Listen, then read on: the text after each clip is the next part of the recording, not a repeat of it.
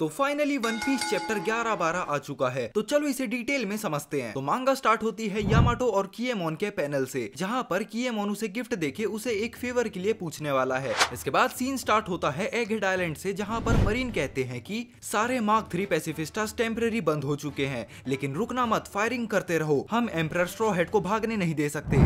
अगले पैनल में हम देखते हैं कि नज़जुरो सभी पैसिफिस्टास को एक के बाद एक मारते ही जाता है और कहता है कि अगर ज्वेलरी बोनी भाग गई तो ये एक कंप्लीट डिजास्टर होगा, क्योंकि वो सिर्फ एक 12 साल की छोटी बच्ची है और तुमने उसे पूरे नेशन को डिस्ट्रॉय करने की ताकत दे दिया है, और यही तुम्हारी बेवकूफी का सबसे बड़ा सबूत है वेगापंक। अगले पैनल में बाकी जायंट सभी को शिप की तरफ भागने के लिए कहते हैं, क्योंकि उनके पीछे एक टैंक टाइप का वेपन आ जाता है जो कि आसपास की सारी बिल्डिंग्स को उड़ाने लगता है। मरीन से एक दूसरे से कहते हैं कि उन सभी जायंट्स को रोको और जो शिप एल्बाफ से आई है उसे डुबा दो। अगले सीन में फ्रांकी और एक हायर अप मरीन एक दूसरे के आमने सामने होते हैं, पर फ्रांकी स्ट्रॉन्ग राइट मारकर उसे राइट कर देता है।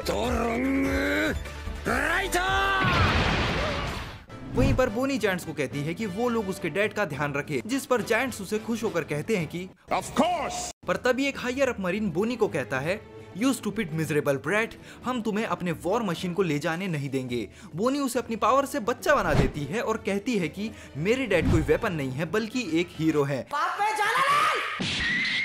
सीन शिफ्ट होता है लाबो फेस या लाबो स्ट्रेटम पे, जहां पर वेगापंक की वीडियो अब भी चल रही होती है और अब सिर्फ 4 मिनट बचे हैं सीक्रेट रिवील होने में। मार्स और क्योर्क भी उसी सेम रूम में पहुंच जाते हैं जहां पर इस वीडियो को रिकॉर्ड किया गया था, और मार्स पूरे रूम को ही डिस्ट्रॉय कर देता है, जिस पर योर्क उसे कहती है कि कुछ करने से पहले 1 सेकंड रुक जाओ, अगर मैं स्टेला होती तो मैं ब्रॉडकास्ट नील जिससे ये सब रिकॉर्ड हो रहा है तो उसे कहीं पर छुपा देती। तो मार्स कहता है कि ऐसा है तो मैं तब तक नहीं रुकूंगा जब तक ये पूरा लैब डिस्ट्रॉय ना हो जाए।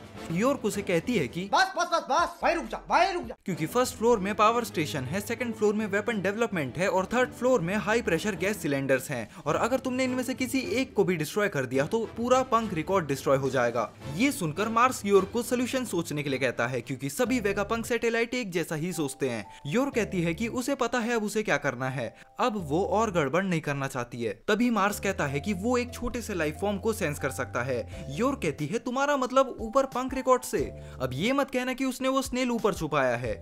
योर्क बताती है कि उन लोगों ने रिसेंटली एक ब्रॉडकास्टिंग स्नेल को डेवलप किया था और उसका शेप ट्रायंगुलर शेल जैसा है। मार्स उससे एंट्रेंस का पता पूछता है और ऊपर उड़कर चला जाता है। अगले सीन में हम स्टसी और काकू को देखते हैं, जहां पर दोनों बोलते हैं कि अच्छा है वो मॉन्स्टर चला गया, लगता है वो हम में इंटरेस्टेड नहीं था। काकू स्टसी से पूछता है कि क्या उसे उसके साथियों ने छोड़ दिया है, जिस पे स्टसी रिप्लाई करती है कि वो यहाँ खुद की मर्जी से रुकी है और किसी न किसी को यहाँ पर रुकना ही पड़ेगा। अगले पैनल में सारे स्ट्रॉ हेड शॉक हो जाते हैं ये जानकर कि स्टसी यहीं पे रुक रही है। एडिसन उन्हें समझाता है कि इसमें वो लोग कुछ नहीं कर सकते, क्योंकि शिप को भगाते वक्त उन्हें बैरियर को हटाना पड़ेगा ही, और ये चीज कमांड टावर से ही हो सकती है।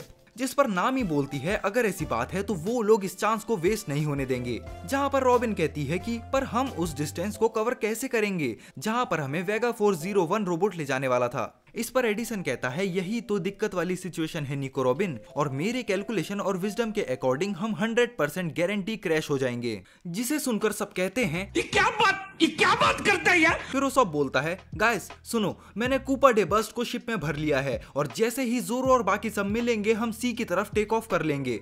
एडिसन कहता है हा वाओ, ये सच में एक राउडी क्रू है, और अपनी मिरेकल वाली थ्योरी सुनाकर, जिसे आप खुद पढ़ लेना, एडिसन फिर नीचे की तरफ कूद जाता है, जिस पर सभी चिल्लाकर कहते हैं एडिसन तुम क्या कर रहे हो। पर एडिसन कहता है कोशिश कर रहा हूं कि तुम्हारी शिप ओशियन तक पहुंच जाए, और एडिसन कैलकुलेट करता है कि वो 78% डैमेज हो जाएगा पर मरेगा नहीं, और एडिसन बैरियर से टकराकर बाहर निकल जाता है। नेक्स्ट पैनल में एगहेड आइलैंड के आसपास एक लहर उठती है, क्योंकि सैंड वॉर्म एल्डर सबको अपने अंदर निकल रहा होता है, जिस वजह से डोरी और ब्रोगी की स्पीड भी काफी स्लो हो जाती है। पर लूफी कहता है कि साले इससे तो लड़ेंगे, जिस पे लूफी लात मारकर एक बिल्डिंग को सैंडवर्म के ऊपर फेंक देता है। इसके बाद लूफी एग्जॉशन स्टेट में आकर बुढ़ा हो जाता है, जिसे देखकर जायंट्स कहते हैं स्ट्रॉ हेड तुम ओल्ड मैन जैसे क्यों दिख रहे हो।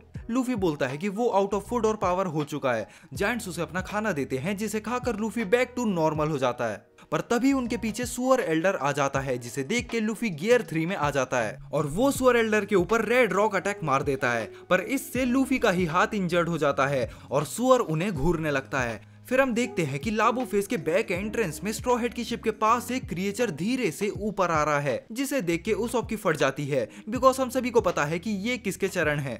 फिर हम देखते हैं नॉर्थ ईस्ट कोस्ट में, जहां पर नज़जुरो एक जायंट को मारते हुए बोनी फ्रांकी और वेगापंक सैटेलाइट के सामने खड़ा है। नेक्स्ट पैनल में हम देखते हैं कि मार्स पंक रिकॉर्ड के ऊपर आ चुका है और अब सिर्फ 1 मिनट बचा है ब्रॉडकास्ट का सीक्रेट पूरी दुनिया में रिवील होने के लिए। मार्स ब्रॉडकास्टिंग स्नेल के पास आता है और कहता है कि लगता है इस बार किस्मत तुम्हारे साथ नहीं है वेगापंक, और तभी मार्स ऊपर देखते हुए रुक जाता है और यहीं पर आज का चैप्टर भी खत्म होता है। अब वो ऊपर क्या देख रहा था ये चीज तो अगले चैप्टर में ही रिवील होगी, और खुशखबरी ये है कि इस वीक कोई भी ब्रेक नहीं है। बस मैं ये चाहता हूँ कि अगले चैप्टर में नज़जुरो और जोरो आमने सामने आ जाएं और इंटरनेट ब्रेक कर दें। अब उस ब्रॉडकास्टिंग में ऐसा क्या है ये चीज तो अगले चैप्टर में ही रिवील होगी। तो मिलते हैं अगले चैप्टर में, तब तक के लिए आप ये देखो।